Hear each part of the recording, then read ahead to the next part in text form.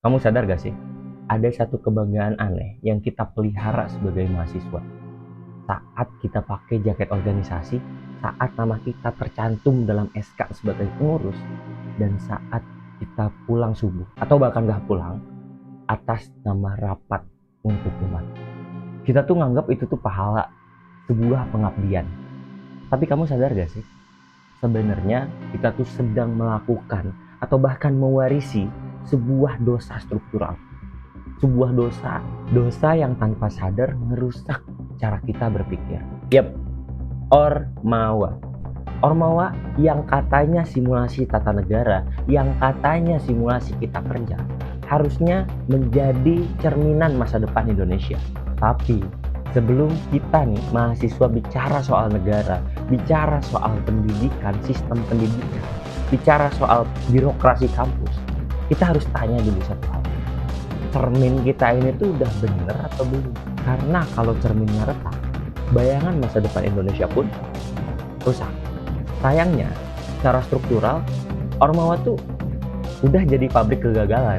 Alih-alih mencetak pemimpin bangsa, Ormawa hari ini justru mewariskan kebiasaan buruk, rapat tanpa hasil, loyalitas buta, bahkan pemborosan uang, waktu, dan ide. Ini adalah dosa kolektif yang mencetak pemimpin-pemimpin bangsa yang nggak efektif atau bahkan nggak logis. Dan ini bukan cuma masalah kamu, ini masalah bangsa Indonesia.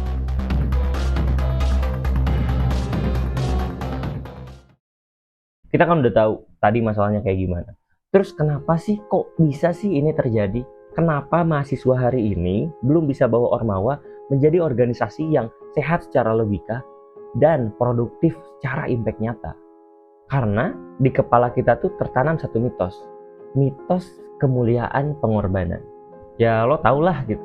Di Ormawa tuh lebih sibuk dan lebih berkorban, dianggap lebih mulia daripada hasilnya sendiri. Dan kultur ini tuh dilanggengkan oleh kata-kata sakti kayak amanah senior, tradisi, yang mana itu tuh ngebunuh nalar kritis kita tahu. Akibatnya organisasi kepenuhan proker nih. Banyak proker-proker yang emang gak efektif dan dipaksakan emang harus ada gitu, seakan-akan harus ada. Padahal yang gak juga. Sehingga uang banyak yang habis, waktu banyak yang habis, tenaga dari anggota pun habis gitu.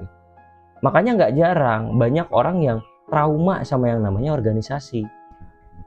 Padahal organisasi yang sehat secara logika tuh wajib bisa membayar kembali apapun yang udah diinvestasiin sama anggotanya. Dan bayarannya memang nggak selalu harus uang, bisa dalam bentuk kompetensi yang terukur dan kepake. Kayak sertifikasi yang dibiayain sama organisasi. Terus bisa juga dalam bentuk koneksi industri yang memang real gitu, yang memang dijembatanin sama organisasi. Dan tentu yang paling tinggi adalah finansial. Bisa aja dalam bentuk dividen atau gaji.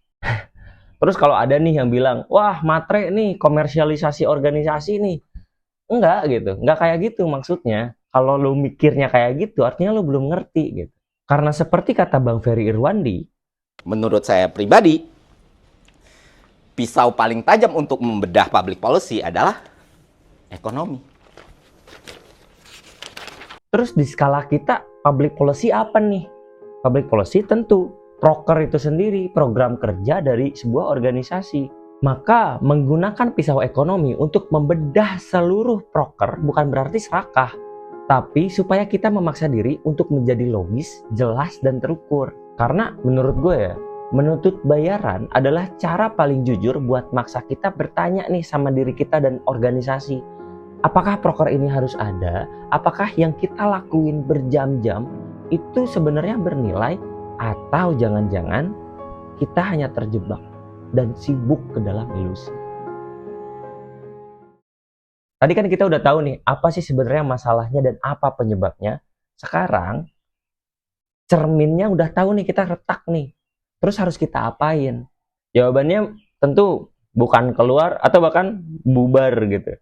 Karena kalau kita lari, kita cuma menyerahkan Ormawa itu ke tangan orang-orang yang bakal ngelanjutin dan melanggengkan dosa-dosa kolektif ini. Kalau emang lo pingin organisasi lo sehat, terukur, dan punya impact yang beneran, Lo nggak cukup cuma masang KPI atau target proker. Mesin organisasi cuma akan sehat kalau orang di dalamnya udah sehat cara berpikirnya. Nah, terus gimana sih cara bikin orang-orang dalam organisasi bisa sehat cara berpikirnya? Inilah fungsi satu tempat suci yang namanya kaderisasi.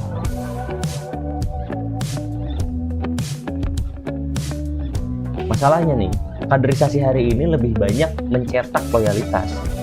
Oke, loyalitas penting lah. Tapi loyalitas tanpa logika itu racun. Kita harus ubah tujuan kaderisasi yang awalnya mencetak anggota-anggota yang tunduk menjadi anggota-anggota yang kritis, tajam, dan berani buat mikir. Terus caranya gimana? Oke, caranya masukin 3 senjata utama ini ke dalam darah kaderisasi. Yang pertama, materialisme. Agar mereka bisa menghitung untung rugi dari setiap proker yang mereka buat. Yang kedua, dialektika. Agar mereka bisa menguji tradisi-tradisi atau amanah senior sampai ke akar-akarnya. Dan yang ketiga nih yang paling penting, logika. Biar semua yang gak nyambung dan gak relevan sama tujuan bisa kita cut off, bisa langsung kita pangkas. Jadi efisien. Bayangin deh, kalau malam-malam kaderisasi udah bukan teriak-teriak yel-yel lagi, tapi sebuah debat yang memang mencerahkan. Keren gak sih? Terus bayangin kalau setiap anggota bisa menggunakan Madilog untuk memangkas mana aja sih yang layak dilakuin dan mana yang gak usah dilakuin. Jadi opportunity cost-nya ngerti nih di mana gitu. Kalau kaderisasi udah menerapkan Madilog, otomatis Ormawa nggak cuma berhenti jadi pabrik kegagalan, tapi dia menjadi pusat tempatnya generasi muda ditempa, tempatnya generasi muda menjadi para pemikir kritis dan siap menjadi pasukan revolusi. Dan memang revolusi itu dimulai dari ruang-ruang kaderisasi, dimulai dari kita. Nah Bang Ferry, gue udah siap bawa blueprintnya, dan kalau memang gue bisa pitching di depan lo dan bisa nyampein ini ke semua pengurus Ormawa, semua pengurus organisasi mahasiswa, gue yakin, gue sangat-sangat yakin kalau kita bisa bikin sejarah.